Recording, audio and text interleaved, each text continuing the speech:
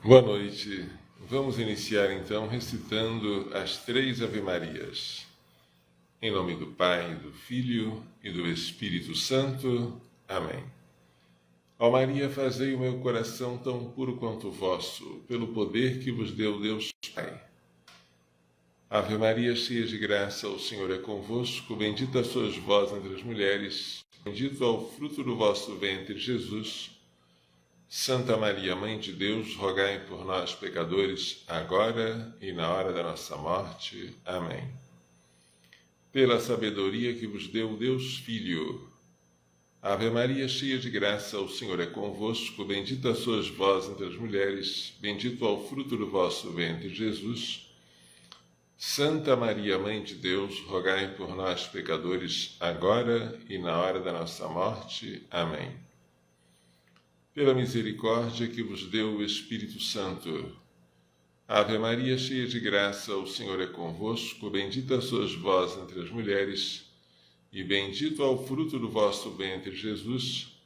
Santa Maria, Mãe de Deus, rogai por nós, pecadores, agora e na hora da nossa morte. Amém. Em nome do Pai, do Filho e do Espírito Santo. Amém. Boa noite. Nós estamos próximos do Ano Novo e no Ano Novo, graças à reforma litúrgica vinda depois do Concílio Vaticano II, por obra do Papa Paulo VI, no Ano Novo, no dia 1º de janeiro, celebramos a festa de Maria, Mãe de Deus. Que coisa linda! Uma das coisas maravilhosas do novo calendário litúrgico é começar bem o ano civil. Por quê? O ano civil, antes da reforma, começava com uma festa que era a da circuncisão do Senhor, o 8º dia do Natal. Mas era uma festa teologicamente muito pouco importante, ao passo que a festa de Maria, Mãe de Deus, era bem pouco conhecida e festejada. Agora, o ano civil, dia 1º de janeiro, começa com o dogma da maternidade divina, com aquilo que é a chave da Mariologia, uma criatura ser mãe do Criador, um mistério. Algo que assombra os anjos, mas não é irracional. Está acima da razão. Começar o ano civil chamando Maria de Mãe de Deus e pedindo a ela que rogue por nós, pecadores, agora e na hora da nossa morte, é sem dúvida uma graça, uma bênção. E todos nós temos que agradecer a Deus pelo Papa São Paulo VI, na reforma litúrgica, ter tido a felicidade de começar o ano com esta solenidade, que, aliás, é dia santo. Dia 1º é dia santo de guarda, Maria, Mãe de Deus, dia de preceito, dia de ir à Santa Missa, participar inteira e participar da missa inteira com devoção. É um dever de todo católico nesse dia, para honrar a maternidade divina de Maria. Mas antes de começar a explicação deste dogma, que é uma coisa maravilhosa, meditemos sobre esta canção. És Maria, a Virgem que sabe ouvir e acolher com fé a santa palavra de Deus. Dizes sim e logo te tornas mãe. Dás à luz depois o Cristo que vem nos remir. Virgem que sabe ouvir o que o Senhor te diz, Crendo geraste quem te criou, ó Maria, tu és feliz. Crendo geraste quem te criou. Este é o mistério. Ela é mãe do Criador. Ela é mãe do Salvador. Assim nós dizemos na ladainha de Nossa Senhora. Como a gente consegue entender esse mistério? Mistério não se entende, mas se pode formular de alguma maneira, sem chegar à compreensão exaustiva. Pode-se demonstrar as razões da sua conveniência e pode-se demonstrar que ele não é absurdo, embora ele seja acima da razão. Para um muçulmano, dizer que Deus tem filho é uma blasfêmia. Deus, que o muçulmano chama de Alá, está imensamente acima do universo e ele não tem filho. Dizer que nós somos filhos de Deus para um muçulmano é um absurdo. Nós somos servos e nada mais do que servos. Dizer que Deus gerou desde toda a eternidade um filho, que é o seu Verbo, que é uma segunda pessoa em Deus, isso para a doutrina islâmica é inaceitável. Para nós cristãos, para nós católicos, isto é um mistério, mas não é um absurdo. Deus, desde toda a eternidade, conhecendo a si mesmo, gerou, por via do conhecimento, uma ideia, um verbo. O verbo é a ideia que o Pai tem de si mesmo. Esta ideia foi gerada desde sempre. Por isso, quando foi que o Filho foi gerado pelo Pai? Desde toda a eternidade. Nós chamamos o Filho de Deus, luz de luz, Deus de Deus verdadeiro, gerado, não criado, consubstancial ao Pai. Portanto, quando foi que o Filho recebeu a natureza divina do Pai? Desde sempre. Nascido do Pai antes de todos os séculos. Assim nós recitamos no credo niceno-constantinopolitano, ou seja, o credo do Concílio de Nicéia e Constantinopla. Agora, o Filho, ele foi gerado pelo Pai. No princípio era o Verbo, e o Verbo estava junto de Deus, e o Verbo era Deus. Este Verbo, que foi gerado pelo Pai desde sempre, como orvalho antes da aurora eu te gerei, este Verbo que tem origem no Pai, mas é coeterno com o Pai, este Verbo que é uma segunda pessoa, mas é Deus com o Pai, que é uma segunda pessoa divina, a segunda pessoa da Santíssima Trindade, este Verbo é um só Deus com o Pai e o Espírito Santo. Esta é a doutrina católica. Foi difícil formulá-la, porque para formular esta doutrina foi necessário que os teólogos, que o magistério da Igreja, que os padres da Igreja refletissem e usassem certas palavras que entraram para a teologia. Há um só Deus, ninguém pode duvidar disso. Mas se Deus tem filho, o que é o Filho de Deus? Ele é Deus também. Mas então o Pai e o Filho são o quê? Não são dois deuses, são dois o quê? Foi necessário formular o conceito de pessoa. Pessoa, né? Em latim, em grego, hipóstase.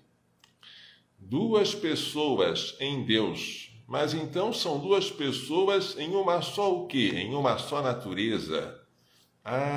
Duas pessoas, um só Deus, em três pessoas, sendo que o Filho é gerado pelo Pai, por via de conhecimento, e o Espírito Santo procede do amor entre o Pai e o Filho. E este é o mistério da Santíssima Trindade. O Filho procede do Pai desde sempre, por conhecimento, e o Espírito Santo procede do Pai e do Filho desde sempre, por amor. Agora vamos transportar isso para o mistério da encarnação. O Verbo se fez carne e habitou entre nós. Ou seja, a segunda pessoa divina, que é um segundo eu em Deus, se fez carne. Assumiu a nossa carne, mas nós não somos só carne, nós somos carne e espírito. Nós somos matéria e espírito. A nossa carne é animada por uma alma racional. Como é que o Verbo se fez carne? O Verbo se fez carne por meio de uma alma racional e espiritual. E de onde veio esta alma? Esta alma foi criada. Então, Jesus Cristo, que é o Filho de Deus feito homem, ele tem um corpo e uma alma? Sim. O corpo veio de onde? De Maria, evidentemente, por obra do Espírito Santo. E a alma? A alma foi criada. Criada de onde? Criada do nada. Criação é sempre do nada. Se você faz algo que não é do nada, já não é mais criação. Só Deus cria. Deus produz a partir de nada. Nada do sujeito e nada do objeto. Isto é uma criação. O Filho não é criado, porque ele é produzido a partir do Pai, da substância do Pai. Ele é gerado pelo Pai. Isso não é criar, é gerar. Agora vamos então entender o que é gerar. A geração é a origem de um vivente a partir de outro vivente que lhe comunica a sua natureza. Um peixe gera um peixe. Filho de peixe, peixinho é. Porque o peixe que é vivo gera outro peixe também vivo que recebe a mesma natureza daquele que gerou. O homem gera outro homem. O homem é um ser vivo que recebe a natureza humana do seu pai que o gerou. Certo? Isto é o conceito de geração. Maria é deusa? De jeito nenhum. Maria é mais que Deus? Jamais. Maria é uma criatura. Segundo São Luís Maria Grignon de Montfort, autor deste livro aqui, conhecido como Livro de Ouro, não é? Que é o tratado da verdadeira devoção à Santíssima Virgem, Maria Santíssima, em comparação, é menos do que o átomo. Em relação a Deus, ela é nada. Por quê? Porque ela é criatura. E a criatura, ela foi criada por Deus e ela é sustentada no seu ser por Deus. De modo que eu, que sou criatura, não só fui criado, mas para eu continuar a existir, é preciso que Deus sempre me esteja sustentando no ser. Senão eu recairia no nada. Maria Santíssima é isso. Ela é criatura. Portanto, ela não é eterna, ela não existiu desde sempre, ela não é Deus, muito menos é mais que Deus. Ela é criatura. Como todos nós somos criatura. Ela, portanto, foi criada a partir do nada, a partir de Deus. Quem foi o Criador de Maria? Ora, o Criador é Deus na sua Trindade.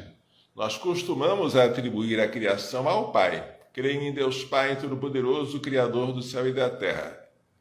Mas isso é uma apropriação. Porque a criação, como tudo aquilo que Deus faz de si para fora, é uma obra comum de todas as três pessoas divinas. Não só o Pai criou, mas também o Filho e o Espírito Santo. As três pessoas criaram o mundo. Embora costumemos atribuir a criação de um modo particular ao Pai, mas também o Filho e o Espírito Santo criaram o mundo. Portanto, é certo dizer que Jesus é criado pelo Pai, É certo dizer que Maria Santíssima foi criada por Deus Pai, por Deus Filho e por Deus Espírito Santo. Maria Santíssima é uma criatura. Portanto, ela foi criada pelo seu filho. Exatamente. Maria Santíssima é criatura de seu filho Jesus. Tá? E se ela é uma criatura e, portanto, ela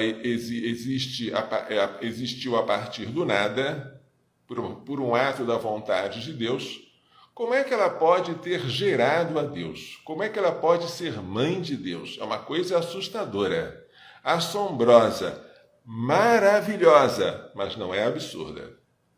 E isso é que eu tenho que explicar para vocês, porque alguns dos nossos amigos que não são católicos, amigos que são herdeiros da Reforma Protestante, não entendem e acham que têm o dever de dizer que isso é absurdo. Não é absurdo. Eu vou explicar então para vocês. Já falei o que é geração.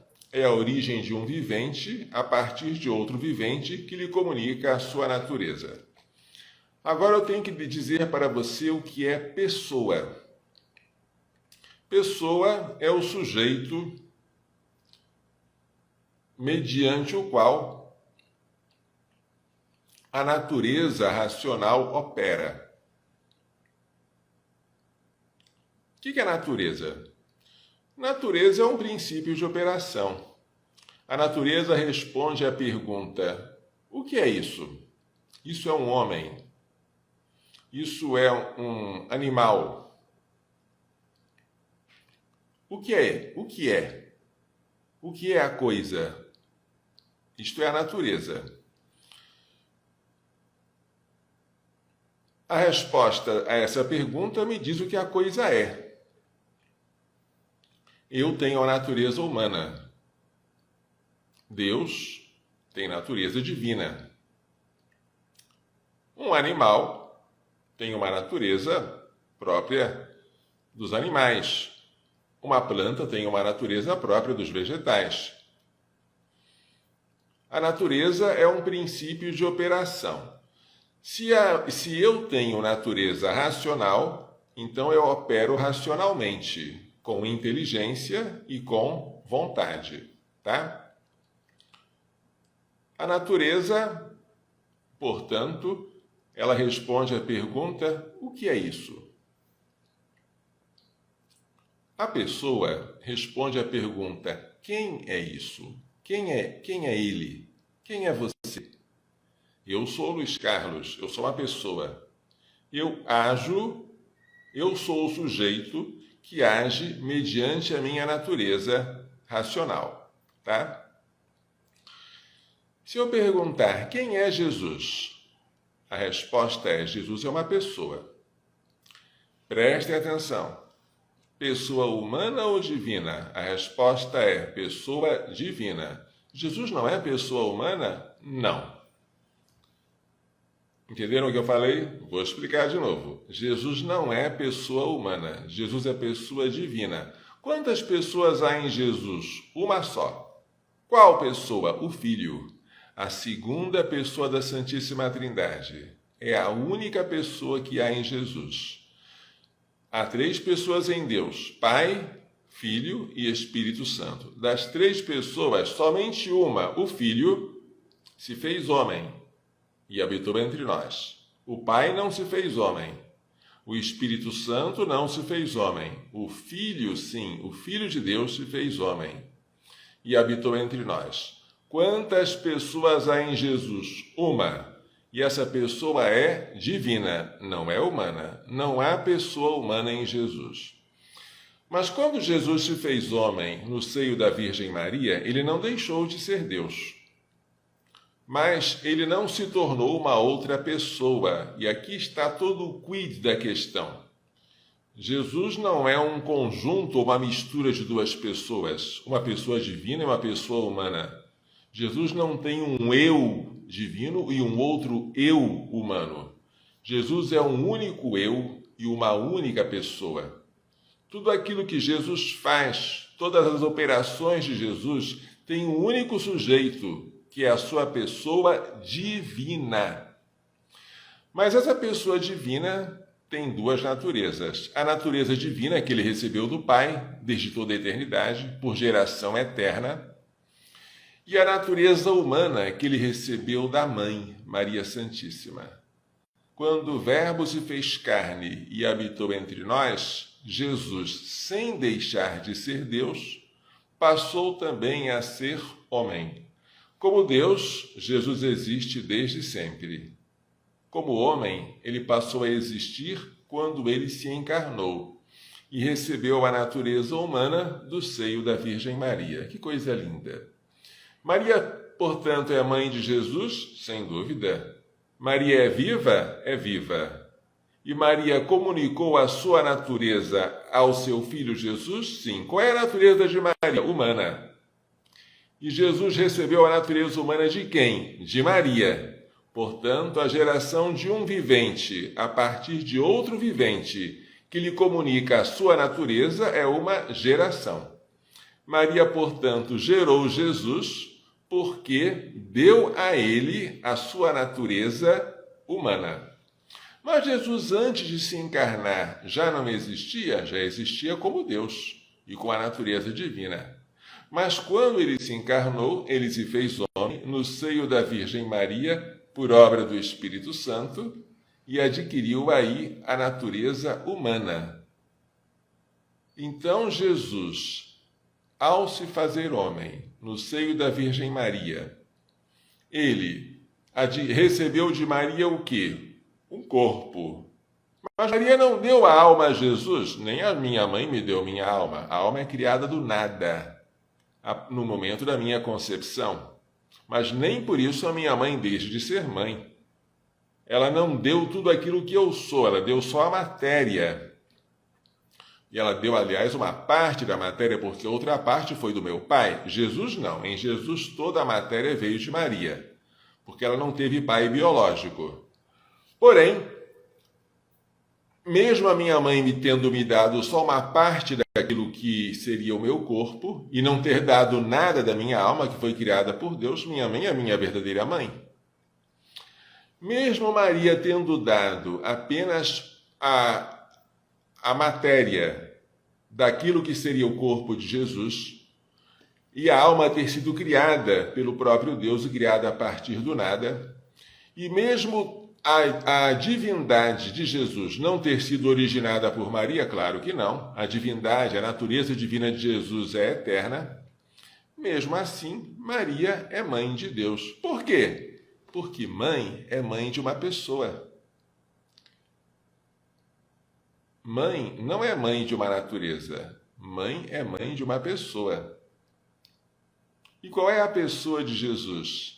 A pessoa de Jesus é a pessoa divina do Verbo. Portanto, Maria, ao ter gerado Jesus, comunicando a ele a sua natureza humana, gerou alguém. Quem é esse alguém? Esse alguém é Deus. Esse alguém é uma pessoa divina. Portanto, ela gerou, comunicando a sua natureza humana, alguém que existia antes dela como Deus, desde toda a eternidade, mas que passou a existir como homem no momento da sua encarnação. Que coisa bonita, hein? A criatura gerar o Criador. Alguém que foi tirado do nada, que é a Maria Santíssima, agora gerou por uma ação vital, né? O seu Filho Jesus Cristo. Jesus Cristo, portanto, é uma só pessoa divina, com duas naturezas, a divina e a humana. Não existe um eu humano em Jesus. Só existe um eu divino. Quando Jesus faz milagres, quando Jesus dorme, quando Jesus acorda, quando Jesus pede água à samaritana, o eu de todas as operações é uma única pessoa divina. Só que esta pessoa divina tem duas naturezas, a divina e a humana. Como homem, ele pode sofrer e morrer. Como Deus, ele pode fazer milagres. Claro Então, há duas naturezas, há dois princípios de operação, mas um único sujeito, uma única pessoa.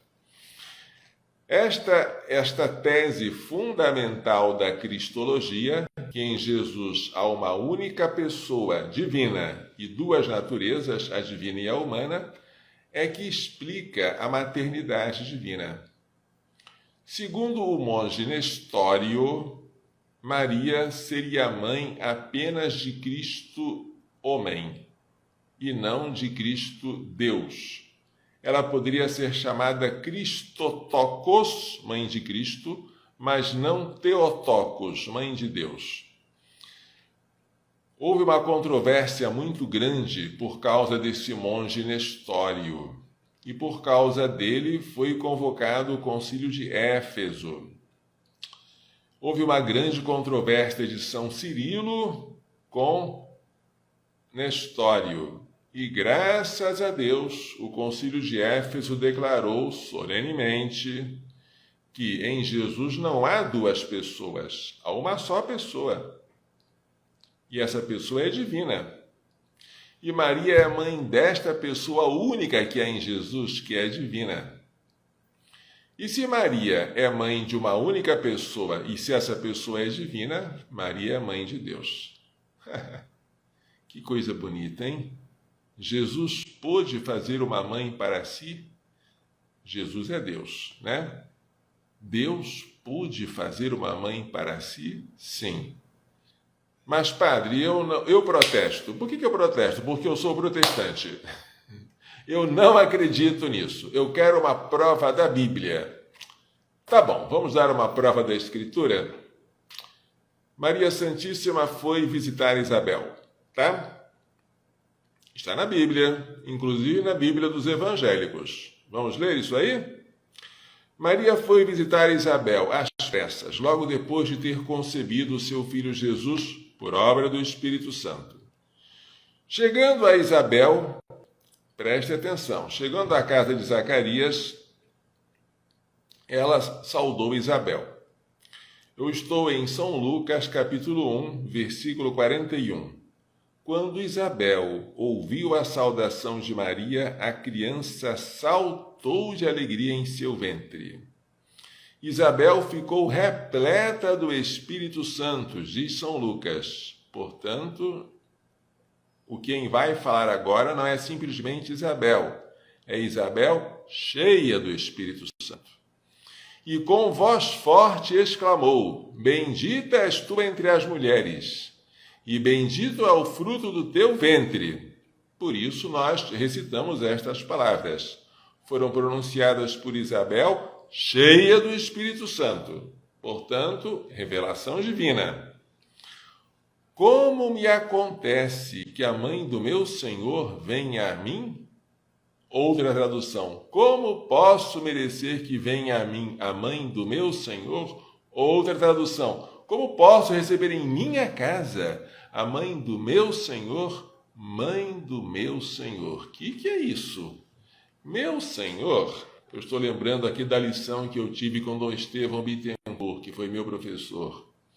Meu Senhor é a tradução de Adonai. Adonai, em hebraico, é meu Senhor. O que é Adonai? Adonai é o nome com que os judeus chamavam Javé. Quando eles liam o tetragrama, aquelas 4 letras do nome de Javé, eles, por respeito, não pronunciavam este nome, que era um nome santo, sagrado, impronunciável. Ao lerem as palavras, as letras de Javé, eles pronunciavam Adonai, meu Senhor. Aqui, o que Isabel está dizendo, cheia do Espírito Santo, é que Maria é mãe do meu Senhor, que Maria é mãe de Javé, que Maria é mãe de Deus. Quem está dizendo isso? A Bíblia.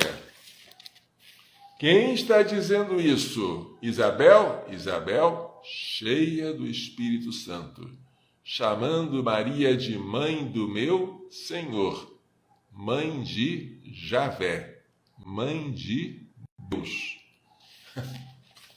Uma vez eu mostrei esse argumento para um amigo meu que não é católico. Ele disse assim: Padre Lodge, isso aí não me convence. Se Maria tivesse dito na Bíblia, eu sou mãe de Deus, seria diferente. Mas se Maria dissesse de si mesma, eu sou mãe de Deus, não teria tanto valor. Seria alguém dando testemunho de si mesmo.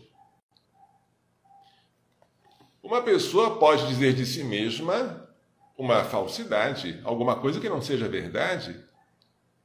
Mas aqui não é Maria dizendo de si mesma, eu sou mãe de Deus. Não! É Isabel dizendo isso de Maria, mas não é Isabel sozinha, é Isabel cheia do Espírito Santo, chamando Maria mãe do meu Senhor. Para quem entende hebraico, mãe de Javé, mãe de Deus. E você que preza a Bíblia, vai desprezar a Bíblia? Pois a Bíblia chama Maria mãe do meu Senhor. Ela é mãe de Jesus. Isso está na Bíblia. Jesus é Deus. Isso também está na Bíblia. Tomé ajoelhou-se diante de Jesus, ressuscitado, e disse, meu Senhor e meu Deus. E Jesus disse, porque viste, Tomé, acreditaste. Felizes aqueles que não viram e creram. Portanto, Jesus não rejeitou o título de Deus dado por Tomé. Jesus é Deus. Se Maria é mãe de Jesus e Jesus é Deus, Maria é mãe de Deus. Não é preciso para ela ser mãe de Deus que ela tenha comunicado a natureza divina. Claro que não é, que ela não comunicou a natureza divina porque ela não é deusa. De jeito nenhum. Para ser mãe de Deus, basta que ela comunique a sua natureza, que é a humana, a alguém que já era Deus, Jesus. Ela é mãe de uma pessoa. Mãe é mãe de uma pessoa. E essa pessoa é Deus. Logo, ela é mãe de Deus. Vamos brincar um pouquinho aqui, só para descontrair. Vamos imaginar, a minha mãe se chama Maria Teresa, tá? Eu sou o padre. Será que é correto dizer que a Maria Teresa é a mãe do padre? Não. Por quê? Porque ela não gerou o sacerdócio. Ela seria a mãe do Luiz Carlos, mas não mãe do padre Luiz Carlos. Ué, coisa estranha.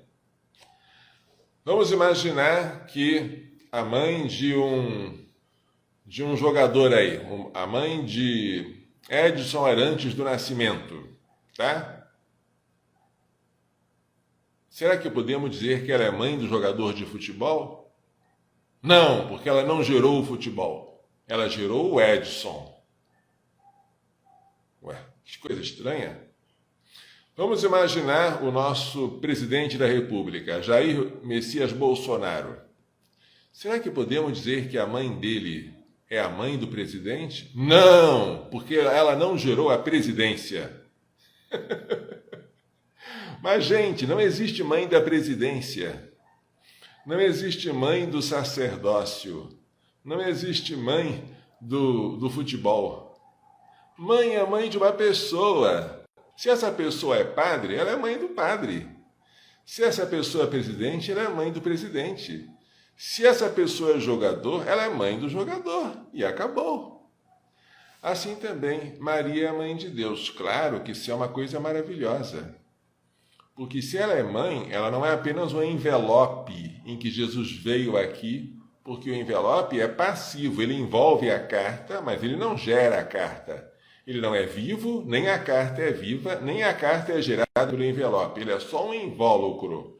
Maria é muito mais do que isso. Ela gerou, ela comunicou a natureza humana àquele que já era Deus. Mas isso é uma coisa maravilhosa, sim, é maravilhosa. E isso tem consequências lindas para todos nós. Vamos tentar imaginar a consequência disso tudo. Se Maria é a mãe de Deus, e não precisa dizer ela é mãe de Deus desde toda a eternidade, porque ela não é, Claro que ela não é eterna, ela não comunicou a ele algo que é eterno, ela comunicou a ele a natureza humana que é criada, certo? Se Maria é mãe de Deus, agora eu pergunto, quem é esta mulher que é mãe de Deus? Se você pudesse escolher a sua mãe, coisa que eu não pude fazer, o que você daria, como você faria a sua mãe? Nenhum de nós escolheu a própria mãe, mas se eu pudesse fabricar a minha mãe, e Deus pôde, Deus criou a sua mãe, Maria é uma criatura e ela é mãe do Criador, como é que você faria? Bem, eu faria uma mulher com todas as qualidades e sem nenhum defeito. Qual é o maior defeito de todos nós e que eu tiraria da minha mãe? O pecado.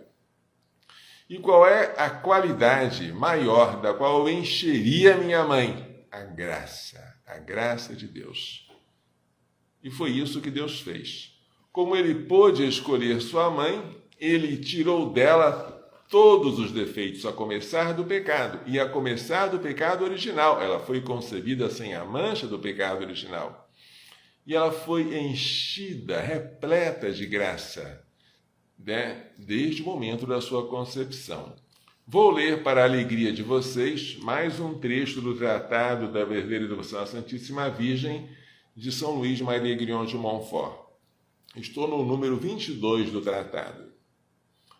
A conduta das três pessoas da Santíssima Trindade na encarnação e primeira vinda de Cristo é a mesma de todos os dias, de um modo visível na Igreja, e esse procedimento há de perdurar até a consumação dos séculos na última vinda de Cristo. Vou passar agora para o número 23 do tratado. Deus Pai ajuntou todas as águas e denominou-as mar.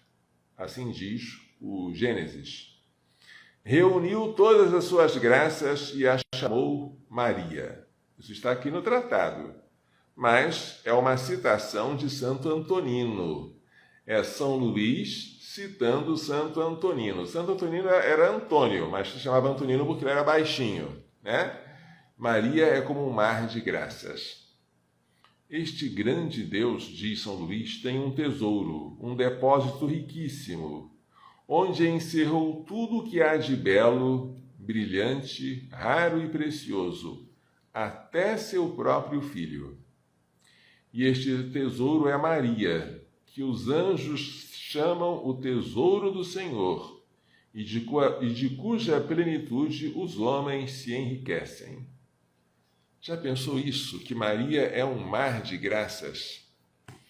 Agora preste atenção. Se ela é assim, cheia de graça, esse foi o apelativo do anjo, alegra-te, cheia de graça, o Senhor está contigo. Isso significa que esta mulher é uma mulher-luz, e ela aparece no Apocalipse. Em Apocalipse 12, aparece uma mulher vestida de sol, tendo a lua debaixo dos pés, e na cabeça uma coroa de 12 estrelas. Mas que é isso? Mulher vestida de sol? Que mulher é essa? Essa mulher estava grávida. E esta mulher deu à luz um menino. Sim, que vai reger as nações com cetro de ferro. Citação do Salmo 2. É o Apocalipse citando o Salmo. Esse menino é o Messias, sem dúvida. E a mãe do Messias é Maria. Mas esta mulher, que é Maria, está vestida de sol. Ela é luz da cabeça aos pés. A sua veste é sol. A sua coroa são estrelas. O seu calçado é a lua. Esta mulher luz, quem é? Ora, segundo o mesmo São João, capítulo 1, versículo... Primeira carta de São João, capítulo 1, versículo 5, Deus é luz, e nele não há treva alguma. Esta mulher cheia de luz é a mulher cheia de Deus. É aquela mulher que o anjo chamou cheia de graça. É aquela mulher onde não há espaço para o pecado, nem o original, nem o atual. Esta mulher é Maria. Se é tão doce confiar em vós, que a alegria não será vos ver. Concedei-nos, Mãe de Deus, vos saudar lá no céu. Prestem atenção. Perguntaram certa vez a Santa Bernadette se Nossa Senhora é bonita. Que pergunta! E a santa respondeu: se Nossa Senhora é bonita, se você visse Nossa Senhora, seu desejo seria morrer para vê-la eternamente. Ela é cheia de graça, não há espaço para o pecado. Quando você admira uma pessoa, cuidado, porque você admira, acha maravilhosa, porque a paixão é cega e não enxerga ou não quer enxergar os defeitos. Com o tempo de convivência, você percebe que aquele rosto que parecia liso, na verdade, tem rugas. Que aquele olhar que parecia puro tem alguma pinta de vaidade ou de soberba. Que aquele rosto que parecia límpido tem alguma coisinha de falsidade, de simulação. E você então se desencanta. Não era quem eu pensava. Pode ser bonito, mas não é perfeito. É uma pessoa encantadora, mas tem suas rugas. Todos nós somos assim, menos Maria. Se você olhar para Maria, você vai encontrar beleza. E se você olhar mais, você vai encontrar mais beleza. E se você olhar mais ainda, você vai encontrar beleza sobre beleza, porque nela a santidade é perfeita. Não por natureza. Por natureza ela é como nós, mas por graça. Ela é cheia de graça. Não houve espaço para o pecado, nem original, nem atual. Mas se ela não cometeu nenhum pecado, padre, como é que ela chama Deus de Salvador? E de fato ela chama. Vamos responder essa pergunta aqui, que eu quero que vocês saibam responder. Defenda a sua mãe. Nossa Senhora, quando foi visitar Isabel chamou a mãe do meu Senhor. É a prova de que ela é mãe de Deus.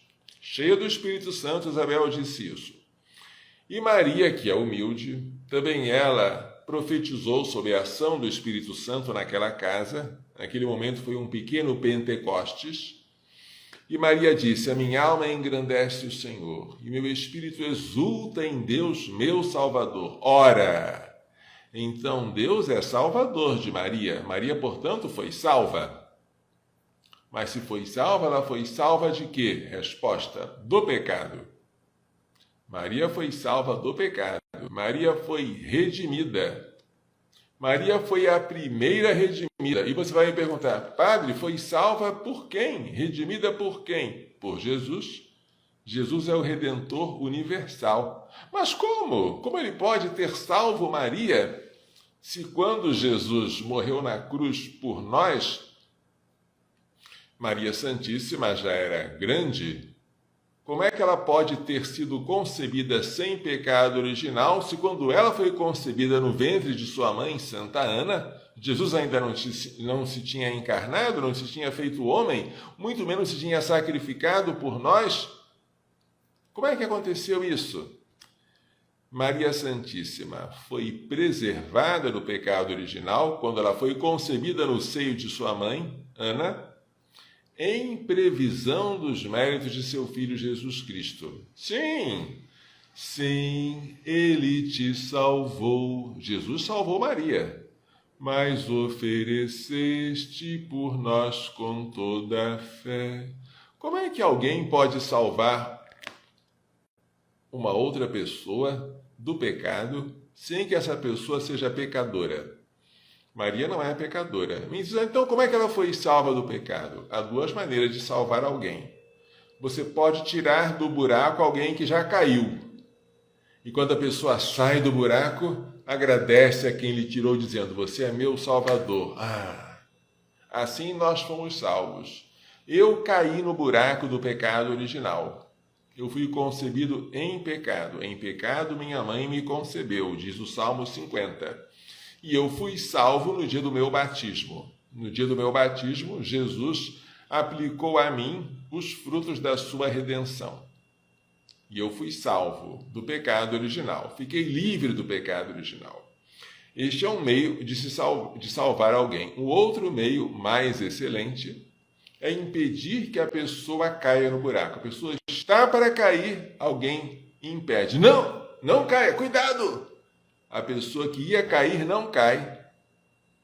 E ela chama a outra pessoa que a impediu de cair, você foi a minha salvadora. Você foi o meu salvador. Maria Santíssima iria cair no buraco do pecado original. Ela receberia de sua mãe Ana o pecado da natureza humana, o pecado de Adão. Mas ela foi preservada do pecado original por quem? Quem foi que mereceu isso para ela? Jesus, seu filho. Mas Jesus ainda não tinha sofrido nem morrido por ela, mas recebeu por antecipação. Você pode receber uma mercadoria por antecipação se o vendedor confia em você. Ele dá a mercadoria e depois você paga o dinheiro. Maria recebeu a graça por antecipação que Jesus iria merecer para ela depois. Maria foi a primeira redimida. Foi a primeira a receber, desde o primeiro instante da sua concepção, a plenitude das graças. Que coisa linda! Maria, portanto, cheia de graça, desde a sua concepção, não contraiu o pecado mortal, nunca cometeu o mínimo pecado atual. Ela foi, de fato, uma morada digna do Senhor. E, de fato, para ser mãe de Deus, ela tinha que ter uma santidade como esta. Se até para nós fabricarmos um sacrário ou uma âmbula com hóstias consagradas, nós desejamos que o material seja sagrado, e se for uma pessoa, para ser a mãe de Deus, tem que ser uma pessoa santa, santíssima, é Maria Santíssima. Imaculada desde a sua concepção, cheia de graça. Maria Santíssima, ela foi virgem perpétua, concebeu por obra do Espírito Santo, deu à luz num parto milagroso, de modo que Jesus, ao sair de Maria, não feriu a sua integridade, mas consagrou-a. E Maria Santíssima não precisava morrer, porque a morte é consequência do pecado, ela não pecou nem herdou o pecado original. Mas é possível e provável que ela tenha morrido, porque Jesus também não precisava morrer como castigo, porque ele não era pecador, mas ele morreu em nosso lugar e em nosso favor. E Maria, que sempre foi tão companheira de Jesus, associando-se a ele na obra da salvação, é de se crer que, terminado o curso de sua vida terrestre, Maria tenha querido morrer como o filho morreu. E é de se crer que ela tenha morrido ferida de amor, morrido como viveu, viveu de amor e morreu de amor. Ela pode ter morrido. O que Pio XII definiu em 1950 é que ela não sofreu corrupção. Terminado o curso de sua vida terrestre, seja por uma morte, seja por uma dormição, seja como for, ela foi elevada, foi assunta em corpo e alma à glória celeste. Se ela morreu ou não, isso não é dogma de fé. O fato é que o seu corpo não se corrompeu, mas ele foi assunto, foi elevado ao céu, onde hoje nós temos alguém que está no céu em corpo e alma. E não é só Jesus, é Maria. Maria é uma pura criatura, porque Jesus é o Criador, e ela é uma pura criatura que foi elevada ao céu. Em Maria a igreja está consumada. Não só com a alma, mas também com o corpo glorioso. Lá está Maria. E nós temos a esperança de que um dia veremos Maria, nos enche de tanta alegria, gente, que eu pergunto, o que seria de mim, Padre Luiz Carlos, se eu não tivesse Maria por mãe? Meu Deus! E eu fico pensando, se eu tivesse a desventura de ter nascido em uma família que não fosse católica, que me proibisse de rezar a Ave Maria, embora a Ave Maria esteja na Bíblia, que me proibisse chamar Maria de Mãe de Deus, enquanto Isabel, cheia do Espírito Santo, chama a mãe do meu Senhor. Se não considerasse Maria Imaculada, embora ela apareça no Apocalipse como uma mulher vestida de sol, e o anjo a chame de cheia de graça. Se me proibisse de pedir a intercessão dela, embora ela apareça na Bíblia intercedendo pelos noivos com falta de vinho e tenha obtido de Jesus seu primeiro milagre, que me obrigasse a crer que Maria Santíssima não era mais do que um simples envelope em que Jesus veio. Depois de chegar a carta, você joga o envelope fora. Meu Deus, se me ensinassem uma coisa dessa sobre Maria Santíssima, que Maria não é santa, não é virgem, não foi assunta ao céu, não ouve minha voz, não intercede por mim, não me conhece, não me ama. Nossa, que coisa mais triste. Isso é um pesadelo. Se alguém me ensinasse tudo isso sobre Nossa Senhora, de modo que eu nem pudesse chamá-la de Nossa Senhora, porque isso seria, segundo eles, uma concorrência com Nosso Senhor, mas isso é algo de apavorante para quem já degustou o amor materno de Maria. Mas isso, graças a Deus, não é a realidade. A realidade é que Maria existe. A realidade é que ela é cheia de graça, que ela é imaculada, que ela me conhece, me ama, intercede por mim, está ansiosa por me receber no céu, e que hoje ela está sempre cuidando de mim, e como rainha dos anjos que ela também é rainha do meu anjo da guarda. E eu tenho a esperança de morrer nos braços dela, e é por isso que eu rezo todos os dias aquelas 3 Ave-Marias com a qual nós iniciamos o nosso programa de hoje.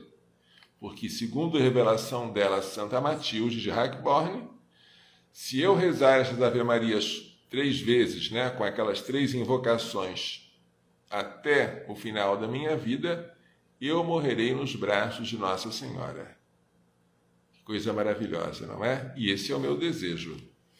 Por que tanta gente se rebela contra a Ave Maria? É uma coisa difícil de explicar. O próprio São Luís Maria Grignion de Montfort fala sobre isso no seu Tratado da Verdadeira Devoção, no número 250.